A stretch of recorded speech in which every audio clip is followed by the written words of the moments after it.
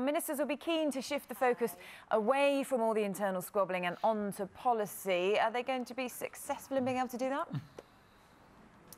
Well, honestly, I was here all day yesterday. I mean, between Ruth Davidson, the leader of the Scottish Conservatives, getting this standing ovation before she'd even spoken a word, and then you get people clambering for their first sight of Boris Johnson around Manchester yesterday. I mean, Theresa May really is being squeezed during this conference by the bigger characters in her party. And you couple with that the fact that people in her own party are calling her tuition fees announcement as mediocre. The conference hall, a third empty yesterday for most of the speakers. And honestly, the atmosphere here, if you compare it to Labour, I mean, so subdued, really low-key. Maybe it'll change today. A few Tory MPs have told me they're not even bothering to come to the whole conference. So the whole thing, I mean, for Philip Hammond today, who's going to be making this £400 million announcement for road and rail structure, I mean, he's going to try and make people smile about that. But really, the direction of travel for the Prime Minister remains very uncertain. And I get the feeling that people are having to really dig deep in the Conservative Party to find anything to celebrate here during the conference.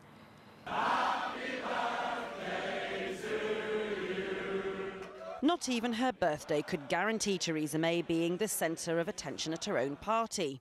The talk in the bars and the restaurant at the moment is she going to sack Boris Johnson? And I think all of that is very unnecessary. One of the things we've got to do is dig deep. We need to not just focus on personalities and cabinet splits. Boris Johnson's article setting out his view of Brexit was his second in a fortnight. And while Theresa May insists her cabinet is united, Mr Johnson is facing calls from some senior Conservatives to resign. And the British Chamber of Commerce has accused him of undermining business confidence. The reason that Boris is able to write an article and people say, well, look, he's suggesting that we go out and we sell to the world and become this big trading nation, and the reason that gets traction is because she hasn't filled in the gaps.